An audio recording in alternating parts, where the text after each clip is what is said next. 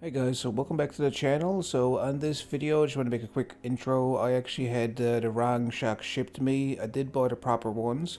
So for a Ford Ranger, the proper one is a Gabriel 43167. I'll actually post a link below. And another thing I just want to make it clear on the video is I actually had the rear suspended with my jack.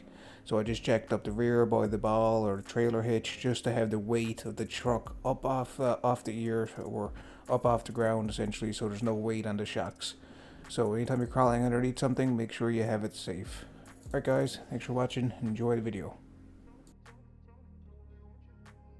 Hey guys, welcome back to the channel here at Money Thumper. So today I am going to be tackling the rear shocks because this is the flatbed build or flatbed build.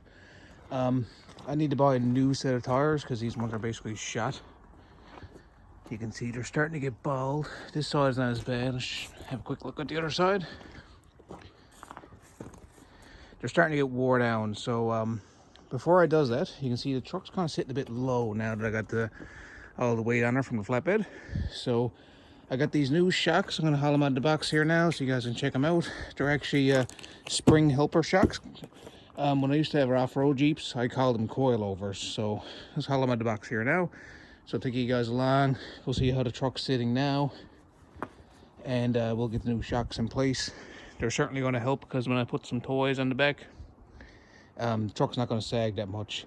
But full disclaimer, you don't really want a rusty frame because if you put these shocks on, you're going to rip off a mount and it's not going to be a fun time. So yeah, let's go ahead and do it.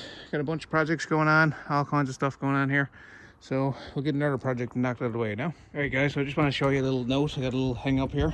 I just opened these. I had these in the box for the last couple weeks, not gonna lie. They're just sitting there. I just needed to get the time to actually do this. They sent me the wrong ones. So I'm gonna put the proper part description down below. But as you can see, they sent me a wishbone kind of thing.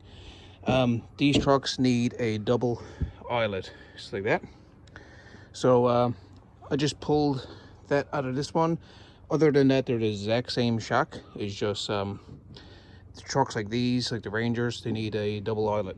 So rather than ship it back, wait another bunch of weeks, I'm just clamping this in a vise and I am putting a little bit of heat on it and then pulling it out. It's just a rubber bushing with this pressed in. I tried to press it out, but I was afraid to potentially bend the rod. So a little bit of muscle, that's all. Alright guys, bear with me for a few minutes. I'm going to pull this one out and have it just like this one. I'd rather just fix it rather than ship it back, and you know how Amazon works sometimes. It'll just probably go back to like a parts warehouse. Alright, one more minute. Okay boys, so we are ready to rock. I have two ready to go here now. So this is the before height on this side. I'll take a measurement here. Alrighty, let's have a quick look. So from top of the tire to looks like the bed frame, about 3 1/4 roughly. Alrighty, let's try the other side.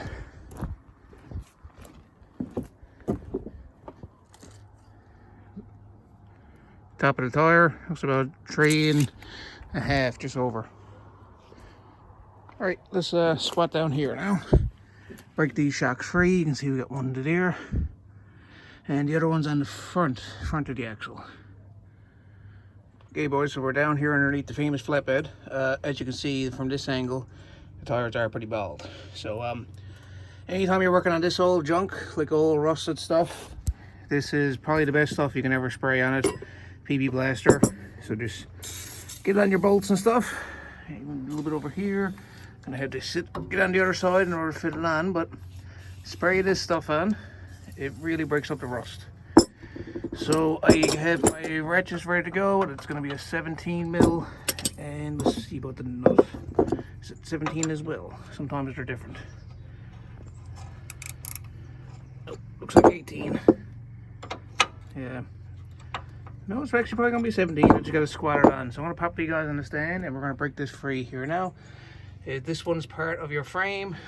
This one right here is just part of the axle. So sometimes these ones can be a pain, but as I was saying earlier, if you got these type of shocks, make sure that you have a good chassis, because all that compression, like the actual force that's going to throw backwards is potentially going to rip off your mounts, so make sure that your frame is not shot. Okay boys, we're going to try this angle out free. Hopefully this works. This is 17 mil and I'm just using the 18. I broke them free. I actually replaced these shocks not that long ago, so they were pretty loose to begin with. Well, not loose, but they weren't seized on.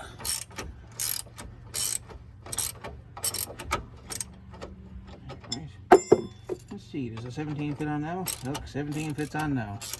There's rust and corrosion. So it looks like 17 for those, and probably for the top. Check it out now shortly. I already got the top one broke free as well. Okay guys, I got the top one loose. As you can see, it's just a nut here.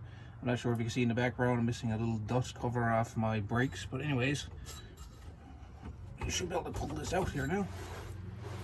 There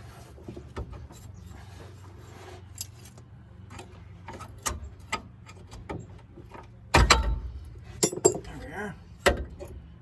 See the shock wants to extend out. And that's kind of stuck on, so I need to pry that off. Alright guys, so here's the old one. You can see it's very close, or pretty close, in size comparison. Not much difference. However, this one, when I unbolted it, it took off, like, it literally expanded like that much. So the biggest difference is going to be the compression of it. This thing compresses a lot. So let's throw this in here now, and we'll see what it looks like. Okay guys, so I'm still here underneath the truck. Got the shock up there. It took me a bit longer because, as I seen earlier, I had to change out the wishbone. But I had to modify that bushing and make it a tiny bit bigger because they sent me the wrong shocks. So it is what it is. The correct part number will be down below. So hopefully this doesn't happen, you don't get the wrong shocks. But anyways, it is in there and it looks pretty cool. So now I'm going to shift over here. Pop that one off, it's the exact same procedure. Unbolt, take the shock out of the way.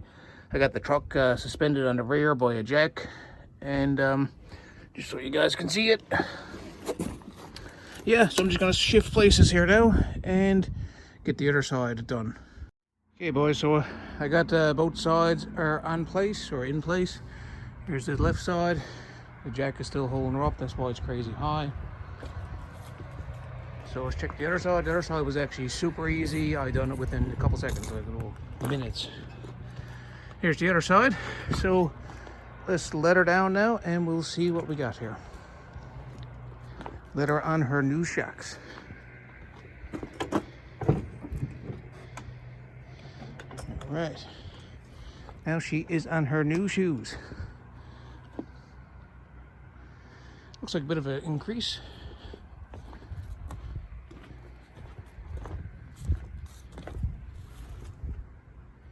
Do some measurement comparison. So it looks like, what is that, roughly 4.5 on this side, give or take. And let's check the other side here right quick. So it looks like there's a bit of an increase so far. Okay, popped up that measuring tape.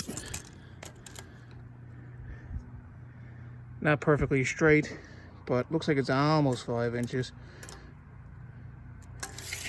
Let's just try put the foot on it anyways. Does she sag much? Oh yeah, that's a lot stiffer.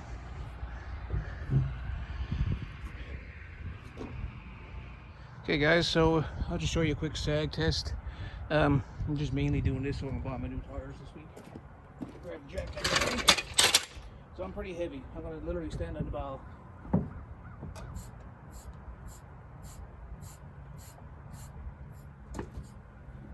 A little sag test. I am literally like 280 pounds, so that's a lot of weight on that little ball there. So yeah guys, I am happy with this. So now that the flatbed build is done, I can actually get my new tires on the go. I got a bit of time here today, so I'm actually going to extend out my gas nozzle here and then re-weld the cover back on. I don't like it being as short as it is, so I actually got some hose to extend it out nice and easy. But we got the project done today, at least. I thought I was gonna have, I might have this in the shocks back, but it worked out in the end. Show you guys my little rack up here. Got that on, made up some homemade bars on the back there, some steel off the actual flatbed mount, and the front one made it up as well with some steel at the light bar on top. Pretty happy. She is coming along, so I'm gonna crack on now, get some work done. Alright guys, hopefully you found the video helpful or gave you some ideas anyways. Alright, thanks for watching. See y'all again. Muddy is out.